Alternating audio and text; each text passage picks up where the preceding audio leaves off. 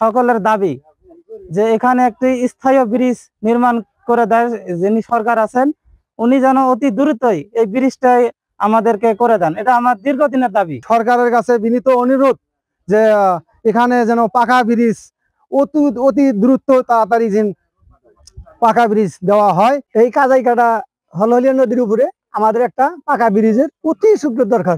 হলহলিয়া নদী, এটা আমরা গ্রাম্যভাবে একটা বাঁশের সাঁকো তৈরি করেছি। এটা ভাঙা, অনেক সময় এটা সংস্কার করতে হয় বারবার, আসলে এটা সম্ভব না। এই এলাকার এখানে একটা বড় ব্রিজের একটা প্রত্যাশা, কারণ এখানে ৫-৭টা মাদ্রাসা আছে, স্কুল আছে, কলেজ আছে এবং কি বাজার আছে।